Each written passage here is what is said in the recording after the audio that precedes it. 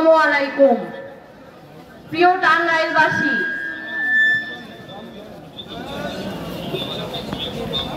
বিচার সংস্কার এবং নতুন সংবিধানের দাবিতে আজকে 29তম দিনে আমরা টাঙ্গাইলে আসলাম। এই যে আমাদের 1 মাসের জুলাই পদযাত্রা, আমরা কি দেখলাম, কি জানলাম, কি শিখলাম? দেখলাম ক্ষমতাকে কিভাবে কুক্ষিগত করে রাখা হয়, দেখলাম ধর্মের নামে, ভাষার নামে, লিঙ্গের নামে ক্ষমতাকে কিভাবে এক জায়গায় রাখা হয়, কিভাবে ক্ষমতাকে জনগণের কাছে পৌঁছাতে দেওয়া হয় না। প্রিয় টাঙ্গাইলবাসী, আমি দেখলাম কিভাবে আমাকে কখনো বাঙালি নামে কখনো নিপীড়ন করা হয়, কখনো মুসলমানের নামে আমাকে আমার ভূমি থেকে বিতাড়িত করা হয়, কখনো নারী হিসেবে আমার উপর জুলুম চালানো হয়। প্রিয় টাঙ্গাইলবাসী, আমরা গিয়েছিলাম সাঁওতাল পল্লীতে, যেখানে সুমিত্রা চেয়েছিল আমার কাছে একটি সাইকেল, তার দৃষ্টি ছিল অবনত। প্রিয় টাঙ্গাইলবাসী, কারা ঠিক করে যে সুমিত্রার দৃষ্টি আমার সামনে অবনত থাকবে? সুমিত্রাকে কারা এই বার্তা দিল যে সব ক্ষমতা থাকে রাজনৈতিক দলের কাছে?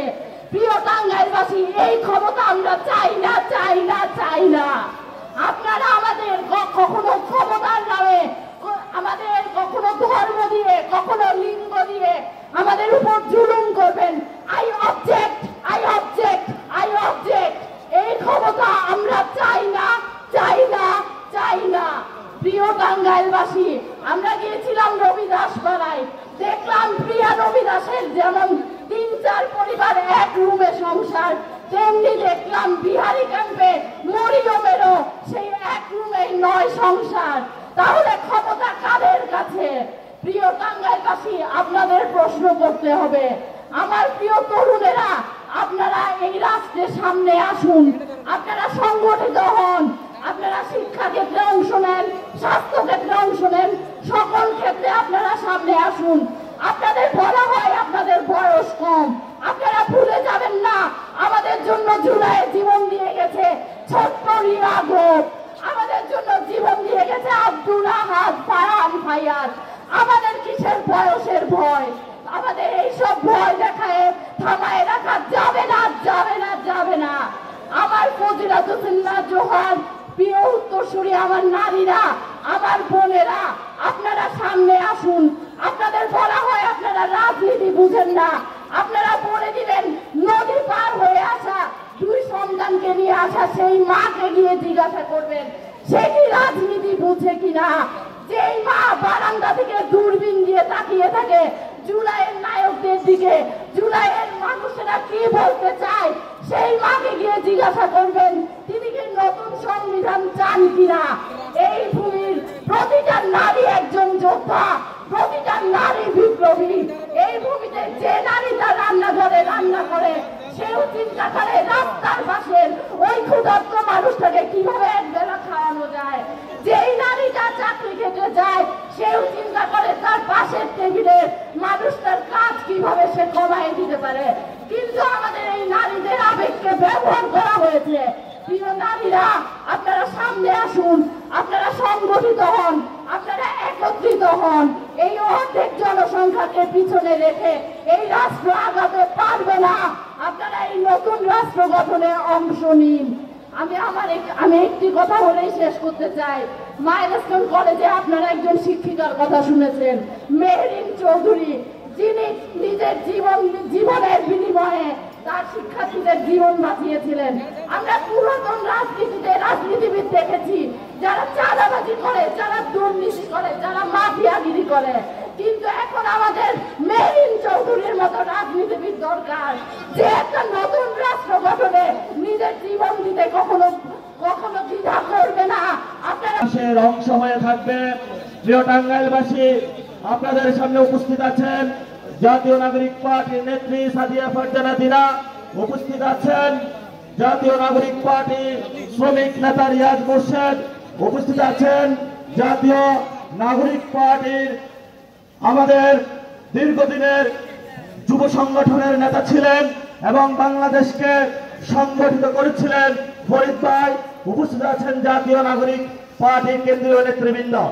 প্রিয় টাঙ্গাইলবাসী, এই পর্যায়ে আপনাদের সামনে বক্তব্য রাখবেন জাতীয় নাগরিক পার্টির উত্তরাঞ্চলের মুখ্য সংগঠক জনাব সার্জিস আলম, উত্তরাঞ্চলের মুখ্য সংগঠক জনাব সার্জিস আলম। আপনারা কি সার্জিস ভাইকে চিনেন? গণ অভ্যুত্থানের নায়ককে চিনেন? ভাই অসুস্থ, ভাইয়ের জন্য একটু দোয়া করবেন। আর আমাদের হাসনাত আব্দুল্লাহ, আমরা যখন গতকাল টাঙ্গাইলের পথে আসছিলাম, উনি মারাত্মকভাবে অসুস্থ হয়েছিলেন। আজকে এই জন্য ওনার কণ্ঠে সমস্যা হওয়ার কারণে বক্তব্য রাখতে পারছেন না।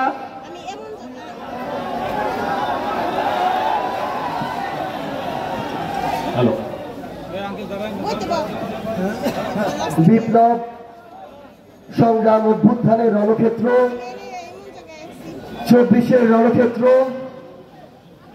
মজলুম জননেতা মাওলানা আব্দুল হামিদ খান ভাসানীর আবাসস্থল, বাংলাদেশের ঐতিহ্যবাহী জেলা, বীরদের জেলা, অভ্যুত্থানের নারী যোদ্ধাদের জেলা, আমাদের সংগ্রামের টাঙ্গাইল।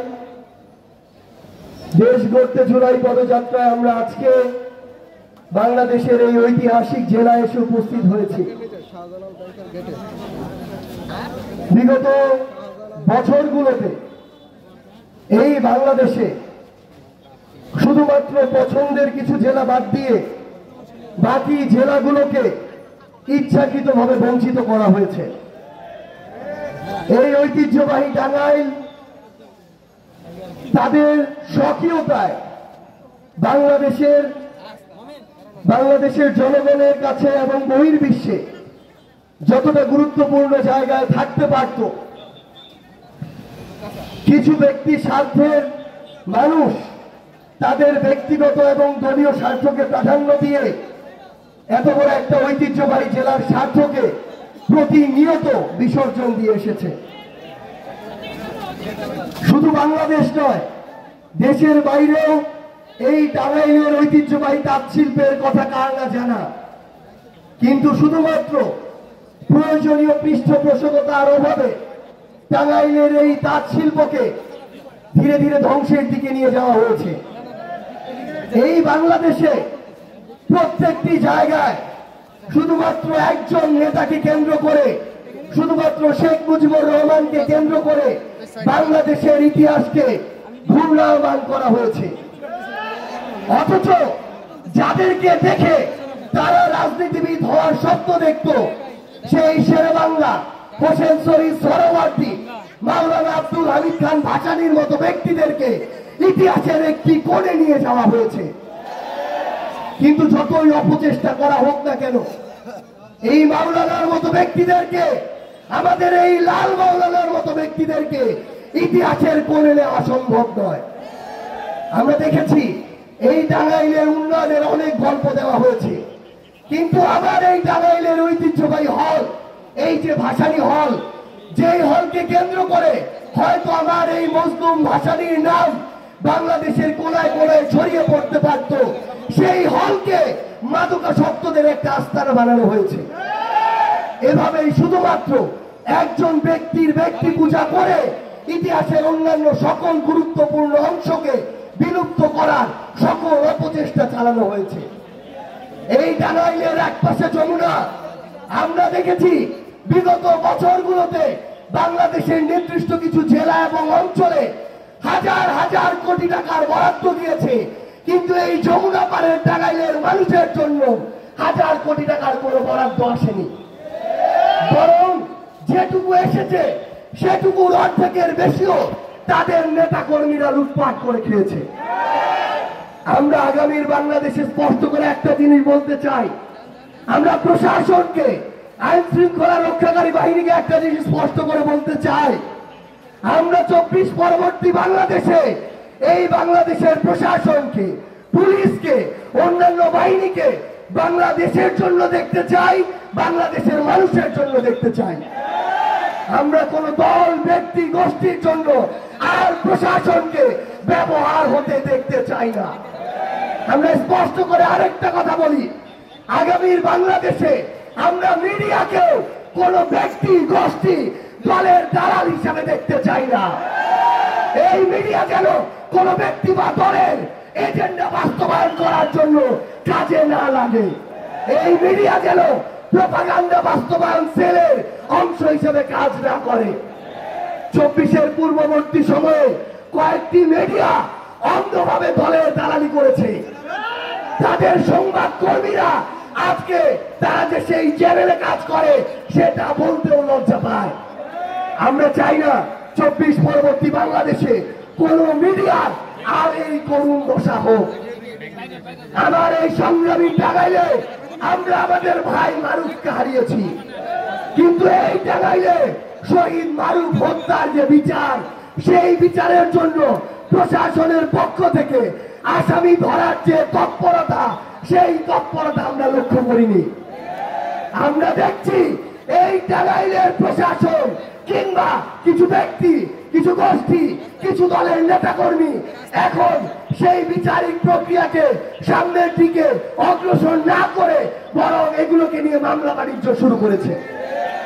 আমরা চিনে রাখছি তারা এই মামলা বাণিজ্যগুলো করছে ওই 5ই আগস্টের সময়ে, ওই অভ্যুত্থানকালীন সময়ে হয়তো খুনি হাসিনা ভয় পেয়ে খুব অল্প সময়ের মধ্যে পালিয়ে গিয়েছে। হয়তো তখন সিদ্ধান্তগুলো দ্রুত গতিতে নেওয়ার কারণে কিছু কিছু সিদ্ধান্তের সীমাবদ্ধতা ছিল, কিন্তু এখন আমরা প্রত্যেকটা স্টেপ পর্যবেক্ষণ করছি কোন মিডিয়া কার হয়ে কাজ করছে, কোন প্রশাসন জনগণের উদ্দেশ্য সার্ভ না করে ব্যক্তি বা দলীয় বা গোষ্ঠীর উদ্দেশ্য সার্ভ করছে। আমরা এর প্রত্যেকটা বিষয় পর্যবেক্ষণ করছি। আমরা স্পষ্ট করে আপনাদেরকে বলতে চাই, এই টাঙ্গাইলে, এই বীরের টাঙ্গাই, রণক্ষেত্রের যোদ্ধাদের টাঙ্গাই, এখানে আমরা আর চাঁদাবাজি দেখতে চাই না। আমাদের কাছে চাঁদাবাজির একটাই পরিচয়, সেটা হচ্ছে সে চাঁদাবাজ। কোন ধরনের দলীয়, ব্যক্তিগত, অন্য কোন প্রভাবের প্রোটেকশন দিয়ে এই বাংলাদেশে আর চাঁদাবাজদের রক্ষা করা যাবে না। কেউ যদি চাঁদাবাজদের প্রোটেকশন দেওয়ার চেষ্টা করে তাহলে সেও চাঁদাবাজের, চাঁদার ভাগিদার হিসেবে বিবেচিত হবে।